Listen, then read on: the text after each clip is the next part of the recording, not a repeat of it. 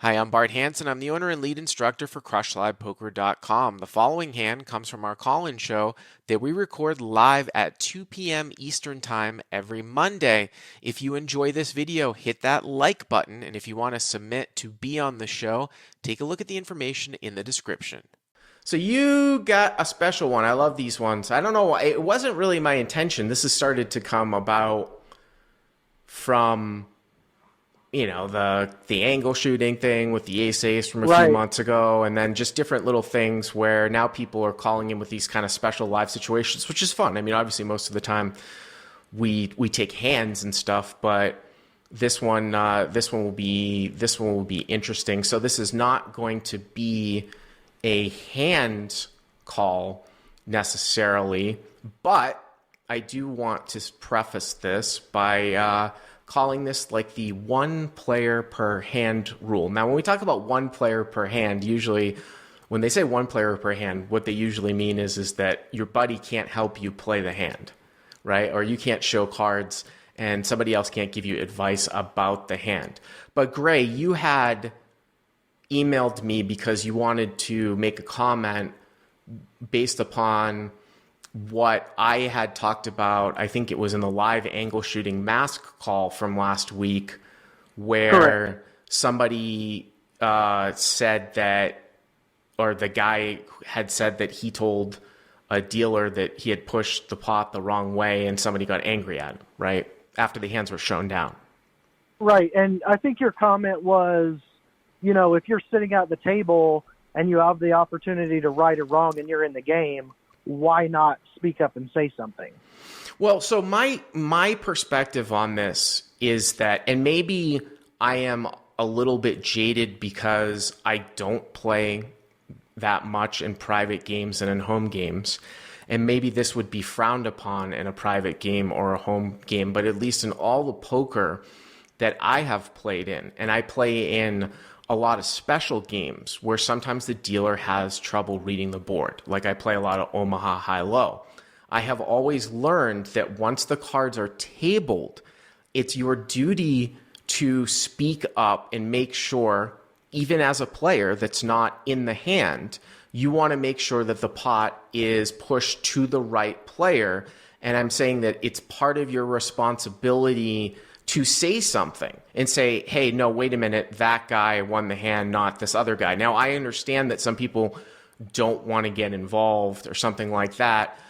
A couple other things on this. Number one, they definitely do it in a tournament, right? Because it affects everything. I had a guy, I think his name was Matt Hughes. When I went really, really deep in the Monster Stack last year, there was a situation where I got all in against a guy. I had ace king and the other guy had pocket tens, and it was a gigantic pot with like 20 people left. I won the hand. I flopped an ace and a king. What ended up happening, though, was that the dealer miscounted my chips. It was a storm, like a perfect storm of bullshit last summer at the World Series, where they were using the cheap plastic chips at the Monster Stack that are very, very hard to stack. And they had a lot of Yeah. inexperienced dealers, and there were so many instances where the dealers just took forever in counting the chips. They were really nervous. They were under pressure. And what ended up happening, the dealer started counting my chips, and it took her forever. Everybody sort of looked at it and we said, oh, it's like 600,000 or something like that. And they shipped it over. And then this other guy said, wait a minute, no, that was wrong. He actually had 640,000 in chips. They had to stop play. They went back to count the other guy's total chip stack off. And this guy was correct. I was owed more and the guy had to pay out. That's an extreme situation because it's a tournament, because it affects everything. But even at the highest levels of cash games, at in Omaha 8, at 75, 150, that's the highest it ever goes, to a 100, 200 kill, every single player that plays in that game will absolutely tell the dealer where to push the pot. And if a mistake is being made, they will correct it. That's an extreme example because you've got a lot of new dealers coming in that they don't even really know how to play the game. But I'm telling Right. you that the pot is supposed to go to the person that has the best hand at showdown. Now, sorry, let's tell me your experience. Okay, so we're playing PLO 8. It's PLO 8, one okay. two. Yeah, it's a 1-2 with a $5 RFI. Like if you want to limp or you want to raise, you want to put any money in the pot, first one in, it's $5, and then you pot repot. Five to bring in. 1, 2, 5 to bring in. You got to limp for 5. Yeah. Okay. Right. And the stacks are. I mean, it's turning into a pretty big game. I mean, everybody has like $800. Mm-hmm. And there's a 3-way just pot, repot, all in on the turn. So 3 people are all in going to the river. Okay. I folded the flop. Mm-hmm. So 3 guys turn their hands over on the river, and the dealers are usually pretty good at reading this game. They only rotate about the same 6 dealers through this game. Because just not all of them can deal it effectively. But by the way, Gray, I have to interject. Of course, this is a split pot game. And that's correct. When you're dealing with multiple all-ins, you can see how complex the situation could get, right? With side pots and main pots, right? Right. So the guy shows down top set. Okay. And I got pretty good at just scanning everybody's cards and kind of reading them very quickly. Mm-hmm. And the guy that was in the middle, he had 2 pair, but he also had a straight. Okay. So the dealer like misses the low and ships the whole pot over to the guy with the set and starts mucking everybody's cards. And I told the dealer, I said, you just paid the wrong guy. And he was like, oh, no, So he just keeps dealing, and we get about a half an orbit, and I'm constantly telling the dealer, like, you paid the wrong guy on that hand. Mm-hmm. What are you doing?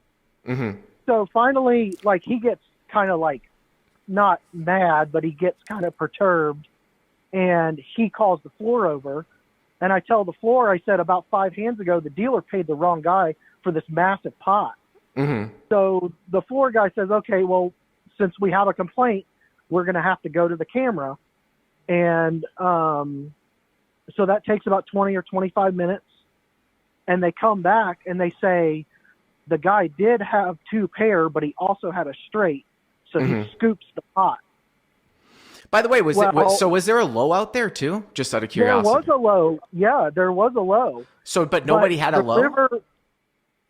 No, this guy that hit the straight had the low, but the dealer like completely missed the low. Oh my Like it was God. an 8. It was like an crazy. 8. Yeah. So there was a board. The board qualified for low too. The board qualified for low, and he just basically shipped the entire pot to this other guy. This is unbelievable in the sense that if this is a split pot game, you're always going to have to help the dealer. And if the cards are shown, of course you got to speak up for the low. I mean, maybe in some argument, in some world, I could possibly hear the argument that somebody in Hold'em might get mad at you if they table their hand and the dealer's pushing the pot to them because the other guy that tabled his hand didn't notice that he had a flush or 4 flush or something like that, even though people should speak up. Maybe the argument could be made in Hold'em, well, the other guy's just an idiot anyways. But in a split pot game, Gray, of course you have to speak up. So you spoke up. They stopped the game for 20 minutes, right? Right. Uh-huh. Well, no, they just kept dealing hands. Okay, they kept dealing hands. And then what happened? And the guy that won the pot incorrectly is like in and out of hands.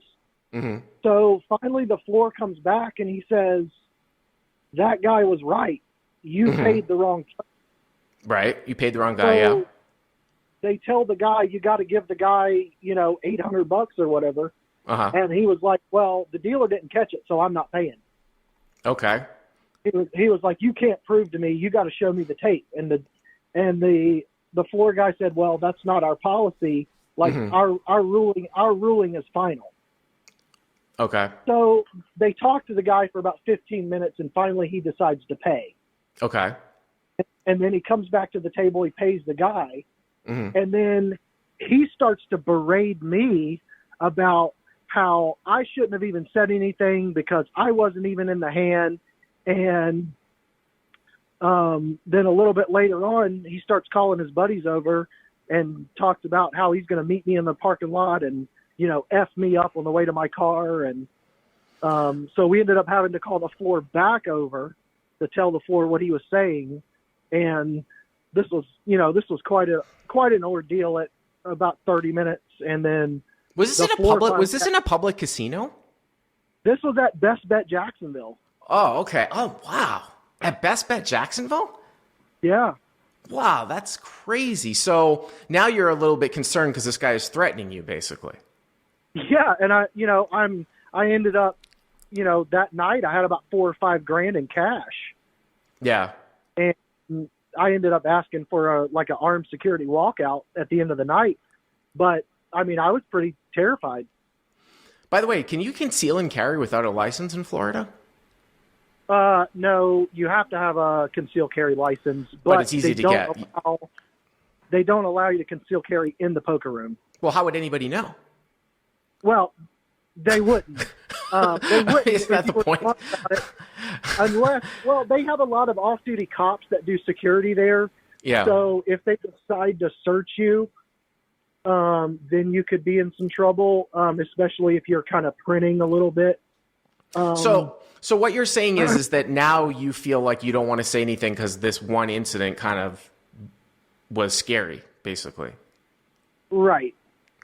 I mean, I get what you say. I get what you're saying, and I guess you can definitely make the argument that you're kind of on a negative free roll, where it's like, yeah, well, Bart, you're saying that it's my duty to speak up, but it doesn't really concern me, and I just got threatened last week when I did that. So maybe not doing it at Jacksonville Best Bet might be the best approach. I'm just saying that I've never had that happen. It's interesting that you say that they went to the cameras and the guys refused to pay.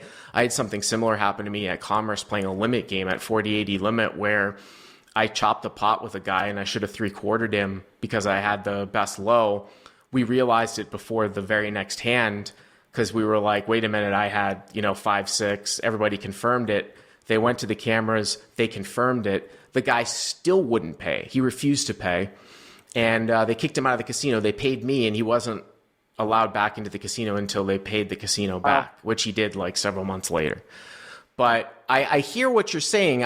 But you understand my point about speaking up, though. Especially, it's even crazier. Oh, I didn't realize it was in PLO8. I mean, this is just this is common practice. You have to speak up in high-low games. The dealers can't read the board. I don't know if you heard me what I was saying about in Hold'em, where I could maybe see an argument where a guy might be like, this guy was too stupid to even read his hand. And he tabled it. It's Hold'em, but I mean, it's high-low, And that's kind of the way I feel now is because, this guy didn't even know he made the straight. So, why am I gonna take the chance? Right. No. I mean, I get it. I'm just saying that, again, when I go back into these situations, if people are thinking somehow that you're not supposed to do this and that proper poker etiquette is that it's one player per hand and that it's none of their business, they're not involved. I'm telling you that at the highest stakes of high-low, which I play, this is done all the time and it's expected to be done. It's expected to be done, especially in high-low. So anybody that says it's one player per hand, it's total bullshit. Now, if you're playing in a private game in somebody's house, well then all bets are off, right? We talked about that with the hit and run guy last week. I mean, you got to play by the house rules. But I'm sorry that happened to you, but I appreciate the. Also, I find out afterwards that this one guy, this isn't the first time they've had trouble out of this guy. Okay. Basically, he screws up one more time, he's going to be banned for the best bet for life. Well, so here's the reality of the situation. Okay, I mean, we'll talk real life now. Let's say that I was in your situation and I knew that this guy was a big problem, right? Now, you can call me, oh, Bart, you're being a hypocrite. Maybe I wouldn't have said anything because I don't know if this guy's going to fucking shoot me if he's that much of a problem, right? I mean, that's just common sense, right? But it doesn't sound to me like you knew that, so. No, I'd never seen the guy before. Right. So, I mean, I'm just telling you what the poker rules are and what the poker etiquette is. But I appreciate it. Thank you very much for the call. If you like what you've seen here, please hit the subscribe button. And if you enjoyed this call-in hand, hit the like button down below. To check out crushlivepoker.com, click on the link in the description. Use the code YTA300 to get the first 30 days for free.